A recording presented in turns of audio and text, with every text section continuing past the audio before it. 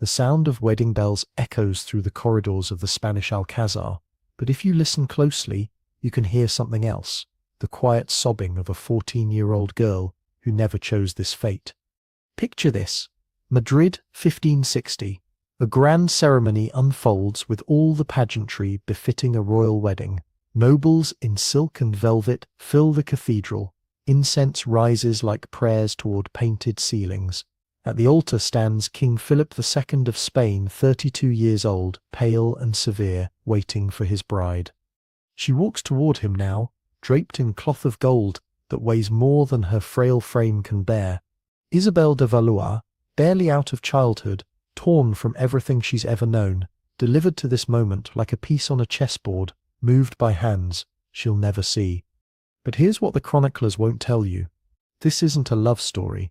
This isn't even a political triumph. This is the systematic destruction of a human soul, wrapped in ceremony and blessed by God himself. If you're drawn to these hidden corners of history, the stories they tried to bury beneath marble monuments and golden lies, consider subscribing. I want to know where you're watching from, because these tales of forgotten voices deserve to echo across every corner of our world. The year is 1559, and Europe bleeds. France and Spain have been locked in a death spiral for decades. Armies clashing across Italian battlefields, treasuries emptying, common folk starving while kings play their games of conquest. The Italian wars have consumed an entire generation. French gold flows like water into military campaigns that achieve nothing but corpses. Spanish silver from the New World disappears into the maw of perpetual conflict. The cost has become unbearable for both empires, but pride runs deeper than pragmatism in royal bloodlines. In the chateau of Saint-Germain-en-Laye, morning light filters through diamond-paned windows into chambers where a 13-year-old princess plays with ivory dolls. Isabel de Valois moves through her days in innocence, so complete it seems almost sacred. Her world consists of tapestried chambers where unicorns prance through gardens of silk thread, tutors who speak to her in gentle Latin, and ladies-in-waiting who giggle with her over embroidery patterns and the latest fashions from Italian courts. She has no idea she's about to become currency in the most expensive transaction of the 16th century. The girl who will become Spain's most tragic queen was born into the pinnacle of French court luxury. Her father, King Henry II, commands an empire that stretches from the English Channel to the Mediterranean. Her mother, Catherine de' Medici, brings Italian sophistication and Florentine banking wealth to the Union. Isabel grows up surrounded by art, music, poetry, and the kind of refined culture that makes the French court the envy of Europe. At 13, she speaks fluent Latin, can play the lute with skill that impresses court musicians, and embroiders with the precision of a master craftsman. Her tutors praise her quick mind and gentle disposition. The chaplain commends her piety. The dancing master marvels at her natural grace. In every measurement that matters to the people who love her, Isabel de Valois is perfect. But perfection, in the algebra of royal diplomacy, equals vulnerability. The Treaty of Cato Cambresis will end the Italian wars, but peace demands sacrifice more precious than gold.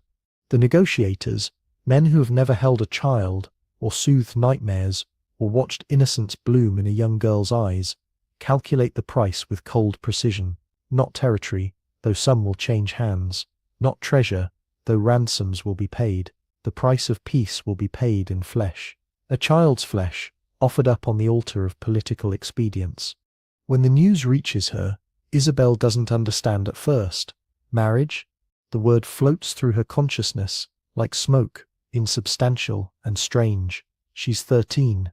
She still sleeps with her favorite doll tucked under her arm, still races through garden mazes with her younger siblings, still believes that grown-ups exist primarily to protect children from harm. Marriage to the King of Spain? She's heard whispers about Philip II in the shadowy corners, where servants gossip and ladies-in-waiting exchange intelligence from foreign courts. The Spanish king is 32 years old, more than twice her age. He's a widower whose first wife, Maria Manuela of Portugal, died in agony giving birth to their son.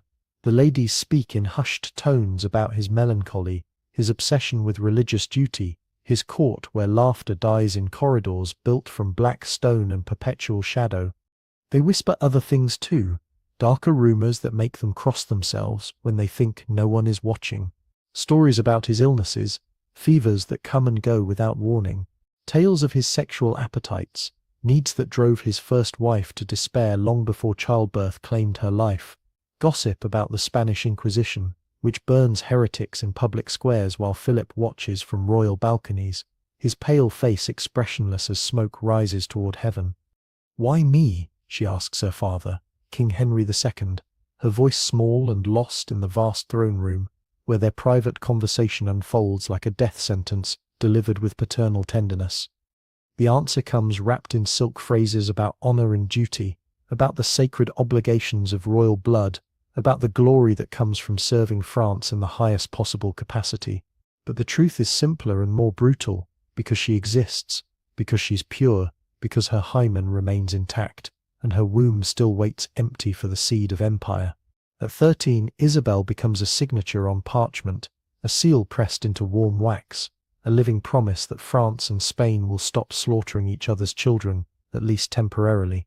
Her father explains the necessity with words that sound reasonable in his deep voice, but Isabel hears only fragments: peace, alliance, sacred duty, the good of the realm. He speaks about the thousands of French soldiers who will live because she accepts this marriage, about the prosperity that will flow from Spanish friendship, about the honor that will reflect on their family name throughout history. What he doesn't say, what he cannot say, perhaps cannot even think, is that he's selling his daughter's childhood to purchase temporary stability, that he's trading her body for breathing room in a conflict that will inevitably resume when the next generation of kings seeks glory on battlefields watered with other people's blood. The transformation begins immediately, and it's more thorough than Isabel could possibly imagine. Gone are the bright gowns that matched her youthful energy, colors that made her laugh, fabrics that moved like music when she danced. In their place come severe black silks cut in the Spanish style, heavy with embroidery that speaks of wealth but whispers of mourning.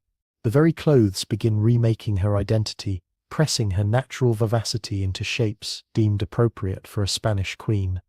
Gone are the games that connected her to childhood joy. No more racing through garden paths with her siblings. No more hide-and-seek in chambers where tapestries provide perfect hiding spots.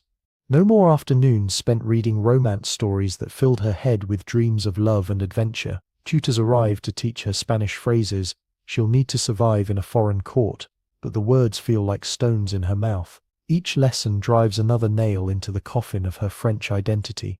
Seamstresses measure her growing body with clinical precision, noting every curve that suggests approaching womanhood, every angle that will need reshaping to meet Spanish expectations. The fittings become exercises in objectification, transforming her from a living girl into a mannequin dressed for purposes she's only beginning to understand. Every protocol rehearsal chips away at her natural spontaneity. How to walk so that her gait suggests submission rather than confidence. How to speak so that her voice carries deference rather than opinion. How to arrange her face in expressions of pious contentment, even when her heart breaks with homesickness and terror. Every lesson, every correction, every perfectly executed curtsy is a chisel stroke, slowly carving away the girl to reveal the queen-shaped void beneath. But the cruelest lesson comes in a chamber hung with dark tapestries, lit by stuttering candles that throw dancing shadows on stone walls that seem to press inward like the walls of a tomb. Isabel, barely 14, stands trembling in her shift, while strange men with cold hands examine her like livestock brought to market. The verification of virginity, performed not in merciful privacy, but before an audience of physicians, clerks, and Spanish ambassadors, who watch with calculating eyes that see not a terrified child, but a political asset requiring authentication. This is no medical procedure designed for her welfare. This is theatre of the most degrading kind, a performance where her most intimate self becomes public document, her body transformed into notarized proof of her value on the international marriage market. The chamber reeks of unwashed male bodies, parchment ink, and something else, the acrid smell of power exercising itself without constraint or conscience. The Spanish ambassadors maintain expressions of professional detachment, but Isabel can feel their assessment like fingers crawling over her skin. They're calculating return on investment, measuring the French offering against Spanish expectations. The physicians approach their task with the brisk efficiency of men accustomed to reducing women to medical phenomena. They speak about her as if she cannot hear, discussing the shape of her pelvis, the development of her breasts, the tightness of membranes that will determine whether Spain considers the bargain acceptable.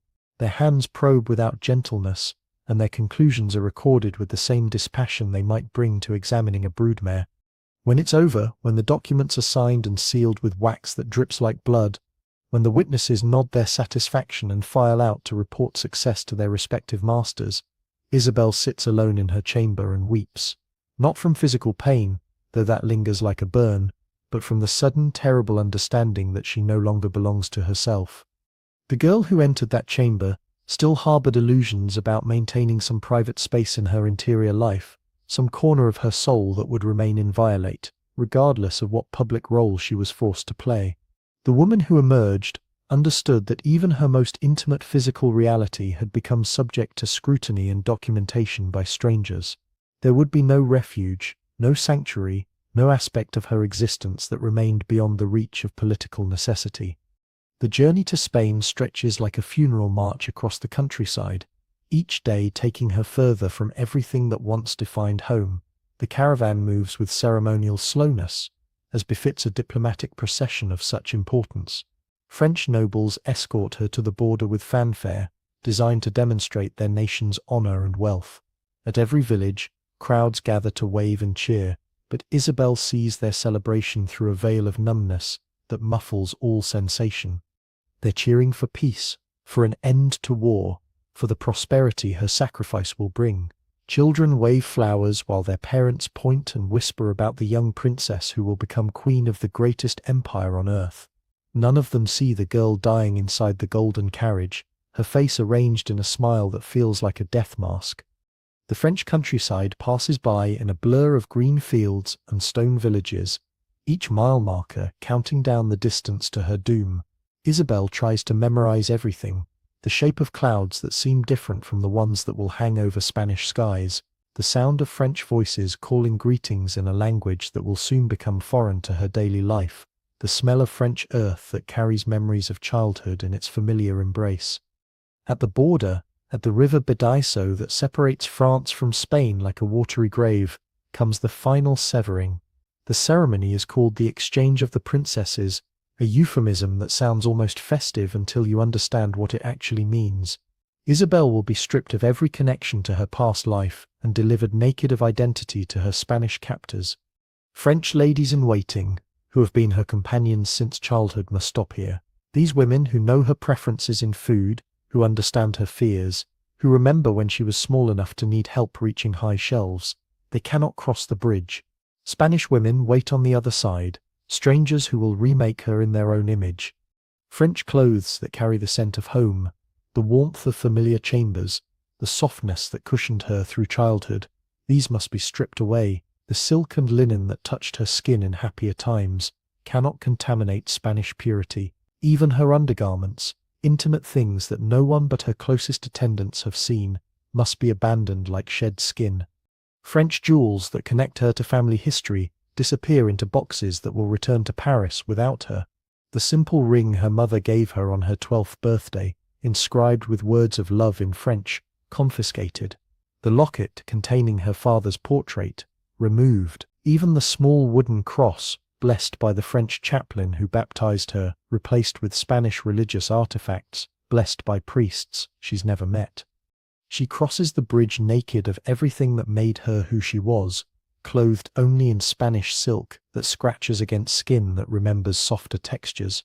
The water flows beneath her feet like a boundary between life and death, between the person she was and the function she must become. With each step on the wooden planks, another piece of Isabel de Valois disappears into the current. The Spanish delegation receives her with ceremony cold as winter stone. They perform the required courtesies with mechanical precision, but Isabel can feel their assessment in every glance. She is a foreign import, useful only insofar as she serves Spanish purposes. Their smiles carry the warmth of diplomatic necessity rather than human welcome. The journey through Spain reveals a landscape as different from her homeland as Mars might be from Earth. The French countryside rolls in gentle green waves punctuated by forests and streams that sparkle in sunlight. Spanish terrain stretches harsh and brown under a sun that beats down like divine judgment. The very earth seems hostile to growth, to joy, to the kind of natural beauty that once filled Isabel's world with wonder. Villages appear less frequently, and when they do, the people who gather to watch the royal procession seem carved from the same hard stone as their buildings. They stare at her with curiosity, tinged by suspicion. She is the French queen, forever foreign, potentially dangerous, certainly different from anything they've known. Their eyes follow her carriage with the intensity of people examining an exotic animal brought for their entertainment. The Spanish nobles who escort her maintain conversation in voices that sound like grinding metal compared to the musical cadences of French court language. They discuss her as if she cannot understand, debating whether she appears strong enough for frequent childbearing, whether her French blood might taint future heirs, whether her obvious terror suggests weakness or appropriate feminine submission. Each night, Isabel sleeps in castles and palaces that feel like fortresses rather than homes. The rooms are grand but cold, furnished with dark wood and religious imagery that seems to watch her from every wall. Spanish ladies assigned to attend her maintain polite distance, speaking to her in carefully measured phrases that emphasize their authority over her domestic arrangements. She is a guest who cannot leave, a prisoner treated with elaborate courtesy. The Alcázar of Madrid rises before her like a fortress designed by architects who believed beauty was synonymous with intimidation. This will be home now, this maze of corridors where whispers die in dark corners, where every footstep echoes like judgment, where windows admit more shadow than light. The building seems constructed from the fossilized remains of joy, massive and permanent and utterly without warmth. Philip II waits for her in the throne room, and Isabel's first sight of her husband-to-be steals what little breath she has left.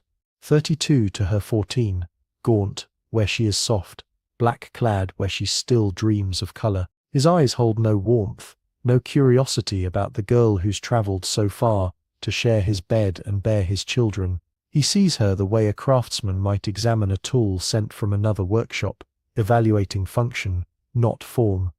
The king's physical presence dominates the vast chamber in ways that have nothing to do with height or build.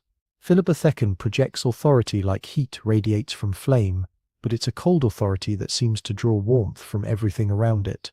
Courtiers arrange themselves at calculated distances, close enough to demonstrate loyalty, far enough to avoid accidental intimacy. Even the air seems thinner in his proximity. When he speaks to her, his voice carries the flat tone of someone reading from a prepared text.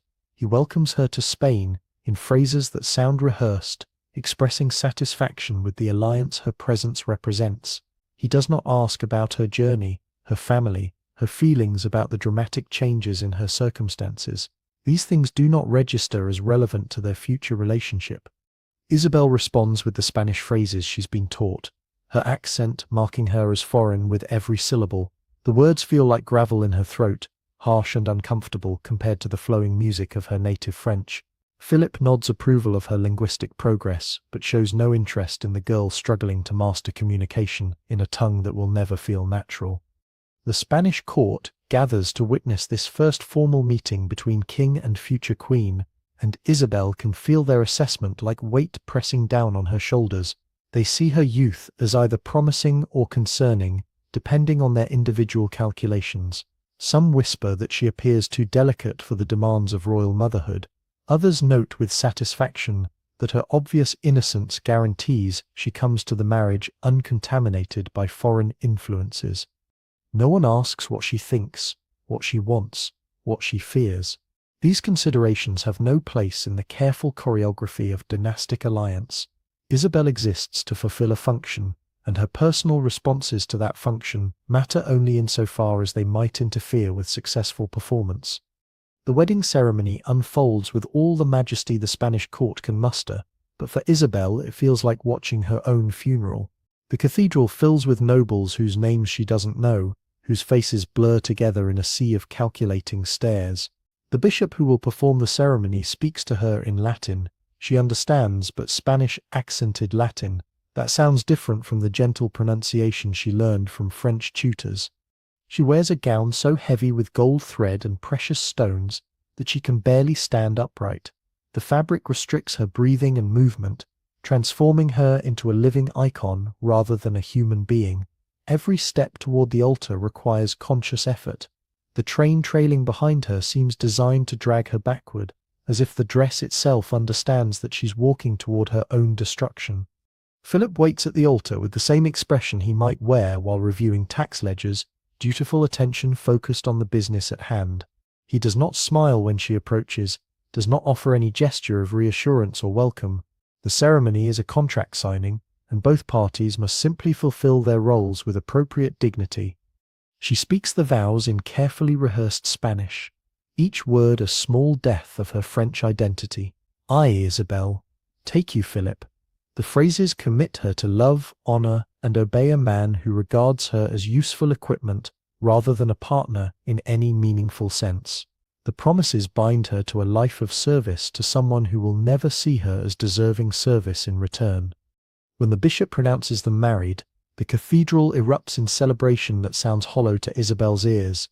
The nobles applaud, the choir sings, the bells ring out across Madrid to announce the successful completion of a diplomatic masterpiece.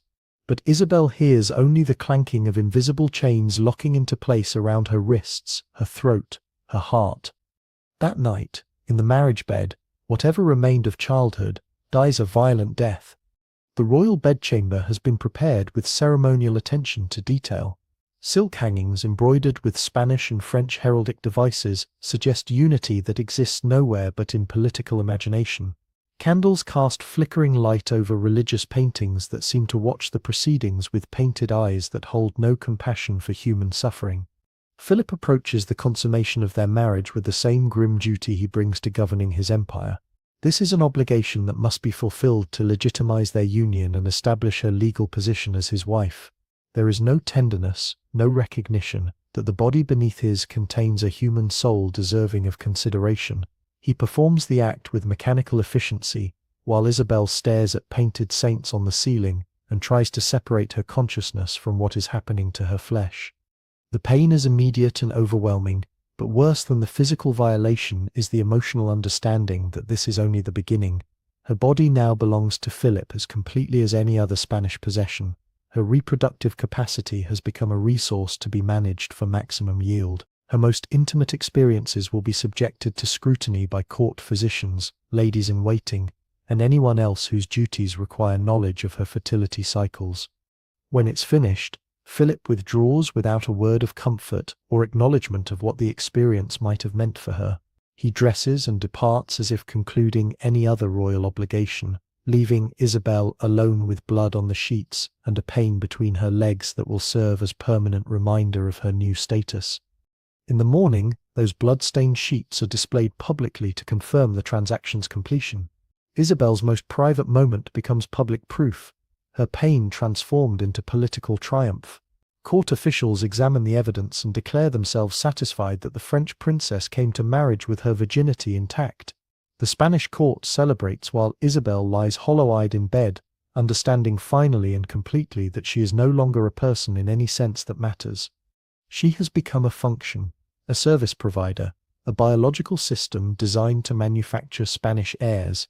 Every aspect of her existence will be evaluated according to how successfully she performs this role. Her health matters only insofar as it affects her fertility. Her happiness is relevant only if unhappiness might interfere with conception. Her thoughts, dreams, and desires have been reclassified as irrelevant noise generated by equipment that exists solely to serve purposes defined by others. The years that follow blur together in a haze of duty and despair, punctuated by moments of terror so profound they seem to stop time itself. Isabel learns the elaborate dance of Spanish court protocol, when to speak rarely, when to remain silent, always when her opinion differs from the approved position, how to arrange her face in expressions of pious contentment, even as her spirit withers like a plant kept in permanent shadow. She becomes fluent in Spanish, but her native French becomes a secret language she speaks only to herself in the dark hours before dawn, when sleep refuses to come and memories of home feel like visitations from the dead. Sometimes she catches herself thinking in Spanish and feels another piece of her original identity crumble away. The language of her childhood transforms into something private and precious, hoarded like contraband in a prison where even thoughts are subject to inspection.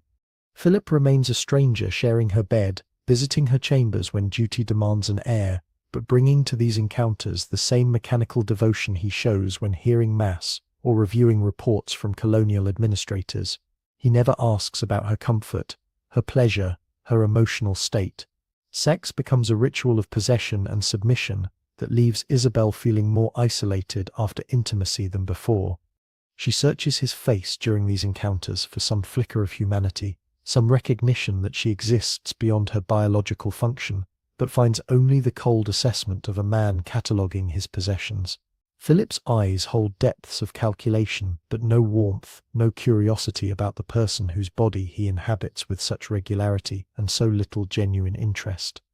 The Spanish court watches her with predatory attention, measuring every gesture for signs of successful adaptation to their expectations.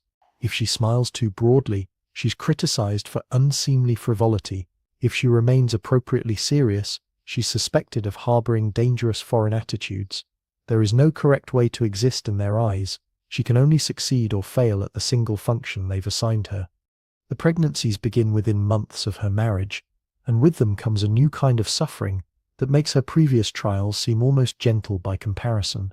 Isabel's body, still developing, struggles to carry children conceived in encounters that leave her feeling violated rather than loved. Her first pregnancy ends in miscarriage that is noted in court records as a disappointment, a failure of the Queen to fulfill her primary obligation. No one asks about her grief when she loses that first child. No one acknowledges the physical pain of miscarriage, the emotional devastation of hoping for something, anything that might bring meaning to her existence, only to have that hope literally bleed away in the privacy of her chambers. Court physicians examine the expelled tissue with clinical interest, debating what might have gone wrong, how the process might be improved for next time. Each lost child becomes a statistic in ledgers maintained by men whose concern extends only to their professional reputations. Isabel grieves alone, without the comfort of women who might understand her loss, without the consolation of religious advisors who see her suffering as anything more than obstacle to dynastic continuation. Her tears are irrelevant noise that interferes with the serious business of heir production. Picture her in the vast royal apartments, 14, 15, 16 years old, bleeding and alone, while physicians debate her fertility in whispers they think she cannot hear. The Spanish court watches her belly the way farmers watch weather, measuring, calculating, hoping for favorable conditions that will yield the harvest they require. Her monthly courses become matters of state discussion conducted in corridors outside her presence but within her hearing. Servants whisper about the timing of her fertility. Ladies in waiting maintain charts, tracking her cycle with scientific precision. Her morning sickness generates excited speculation about whether this pregnancy might finally produce the male heir Philip desperately needs. Her food preferences are analyzed for clues about the sex of developing children. Her dreams are interpreted as prophetic visions. Every aspect of her physical and emotional life becomes subject to scrutiny by people whose investment in her reproductive success far exceeds their concern for her well-being. The miscarriages continue with devastating regularity, each one prompting searches for blame that never center on the obvious cause, that she's too young, too traumatized, too systemically undermined to successfully carry pregnancies to term. Court physicians prescribe bloodletting, herbal remedies, dietary modifications, spiritual interventions. They blame her French blood, her melancholic disposition, her insufficient piety. They never consider that the problem might be systemic rather than personal. Never enough consideration for the fact that she's still barely more than a child herself, forced to bear the weight of dynastic expectations on shoulders too narrow and a spirit too fragile for such crushing responsibility. The medical men who examine her speak about her reproductive organs as if they exist independent of the terrified girl who houses them. They see equipment that requires maintenance rather than a human being deserving of compassion. Between pregnancies, Isabel finds small refuges that keep her from complete despair. Music lessons provide hours where she can lose herself in melodies that remind her of home, where her fingers on lute strings can speak emotions her voice is not allowed to express. The Spanish musicians assigned to work with her maintain professional distance, but music itself transcends the barriers that isolate her from human connection. Hours in the palace chapel offer another form of escape, though even prayer becomes complicated in a place where religious observance serves political as much as spiritual purposes. She can pray in French to a God who might still remember the girl she used to be, whispering words her Spanish attendants cannot understand or report to their superiors. These private conversations with divinity become her only truly confidential communications. The chapel itself intimidates with its austere magnificence. Spanish religious art favors suffering saints and martyred virgins, images that seem to comment directly on Isabel's situation. She kneels before paintings of Saint Catherine, beheaded for her faith, and wonders if martyrdom might offer more dignity than her current existence. The Christ figure on the crucifix above the altar bears an expression of agony that mirrors her internal state more accurately than the serene Madonnas favored in French churches. Stolen moments with ladies in waiting, who speak kindly, provide fragments of human warmth, though always carefully, always aware that every word might be reported to the king or his advisers. These conversations never venture into dangerous territory, criticism of the court, expressions of homesickness, admissions of unhappiness, but even discussions of weather or embroidery patterns offer connection to people who see her as more than biological equipment. But these comforts are shadows compared to the vast loneliness that defines her days and nights. Philip acknowledges her in public with formal courtesy that emphasizes their official relationship while denying any personal connection. He speaks to her as he might address any subordinate whose work requires his attention, politely, clearly, without warmth or genuine interest. Their private conversations, when they occur, focus exclusively on matters of state, religious observance, or the production of heirs. Philip discusses her pregnancies the way he might review reports from colonial governors, interested in outcomes, indifferent to processes.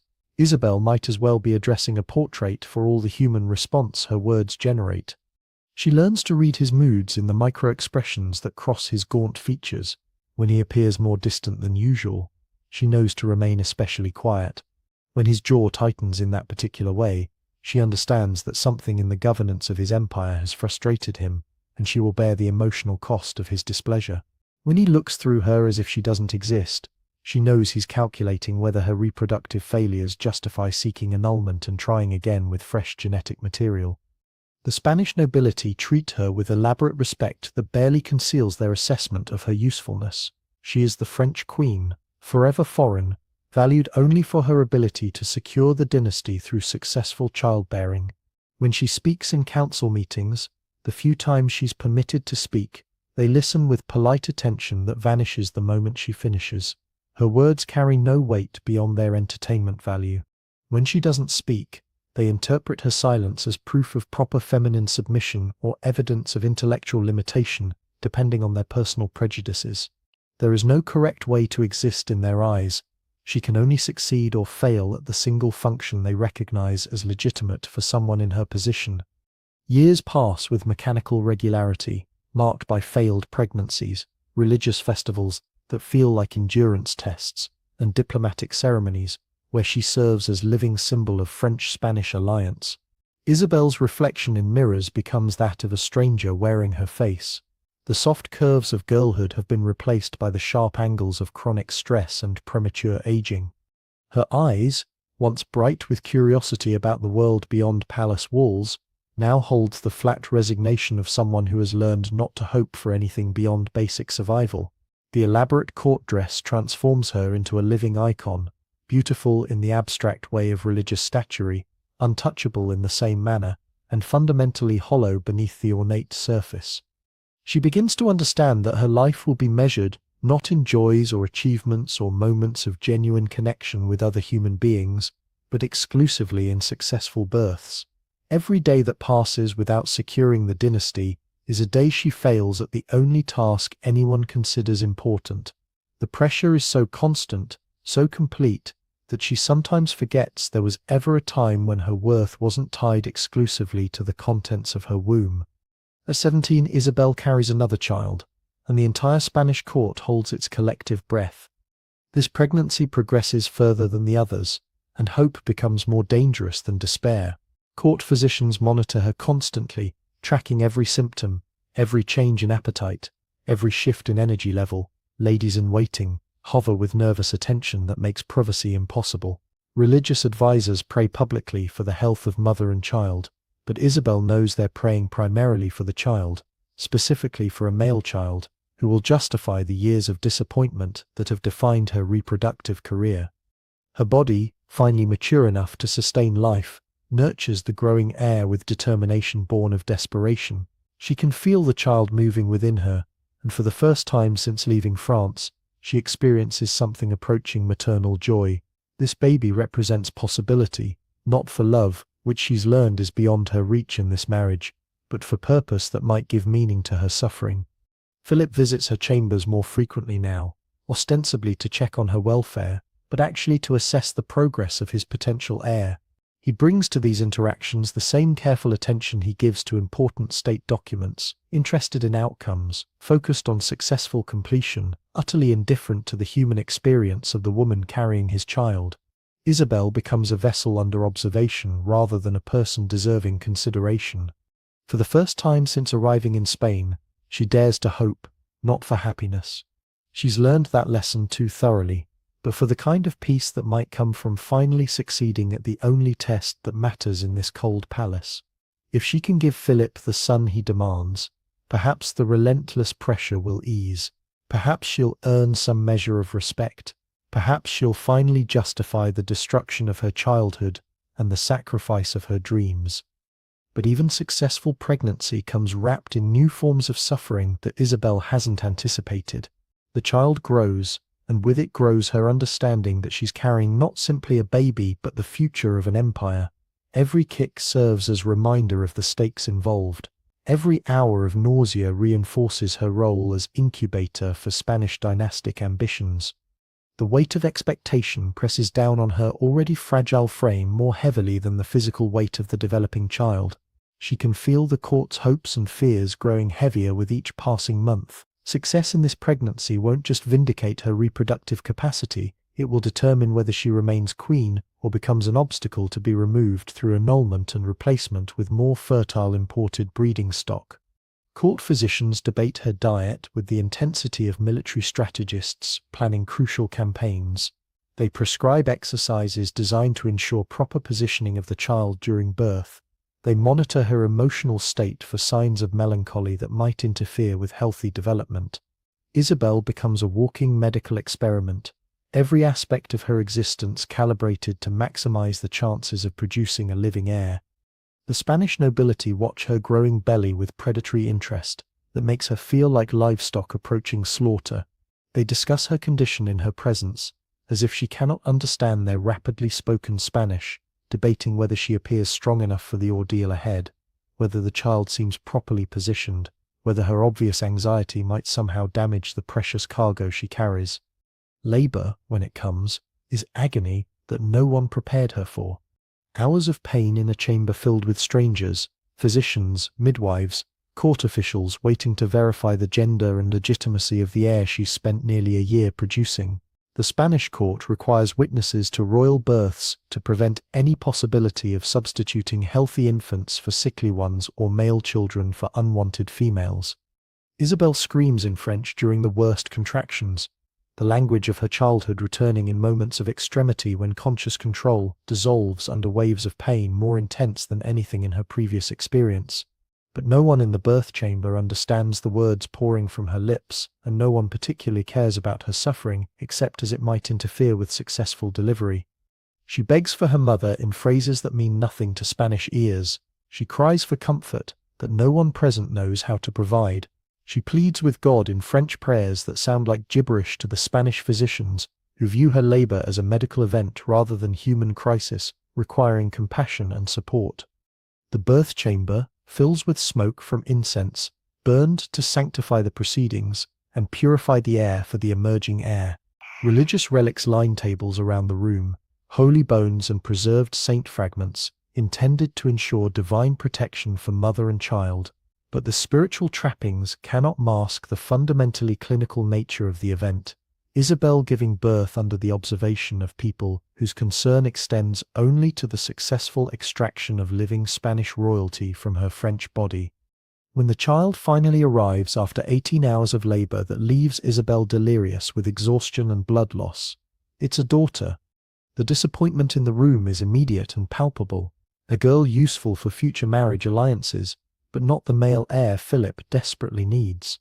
Isabel holds her daughter for mere moments before the infant is taken for examination, her value already being calculated by men who see babies as political assets rather than human miracles.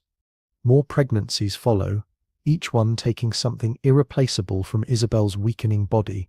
More daughters, more disappointments, more nights spent bleeding in chambers, where her pain is recorded as medical data rather than human suffering.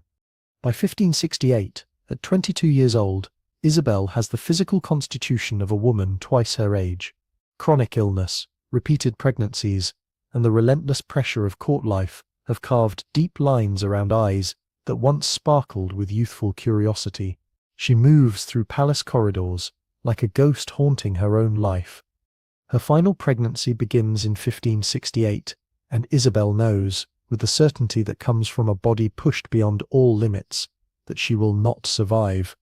The labor is brutal, lasting nearly 2 days while physicians debate procedures and court officials send urgent messages to Philip. When another daughter, Catherine Michelle, finally arrives, Isabel manages to whisper a few words of love before hemorrhaging begins that no amount of medical intervention can stop. As fever consumes her and consciousness fades, Isabel drifts between the Spanish palace where she's dying and memories of French gardens where a 13-year-old girl once played with ivory dolls. In her final moments, she speaks not to the Spanish courtiers surrounding her deathbed, but to the mother she lost years before leaving France. Her last words, whispered in the French that had become her secret language of resistance, are heartbreakingly simple. Je suis fatiguée. I am tired. On October 3rd, 1568, Isabel de Valois dies at 22, 8 years after arriving in Spain as a terrified teenager. She is buried with royal honours, but the tears shed are diplomatic rather than genuine. Philip begins planning his next marriage alliance before her body is cold. History remembers her as a footnote, the French queen who failed to provide male heirs, but we should remember her as something else entirely, a child sacrificed on the altar of political necessity, whose short life illuminates the human cost of treating people as instruments rather than souls worthy of love. The tragedy of Isabel de Valois is not just that she died young, but that she was never allowed to live at all.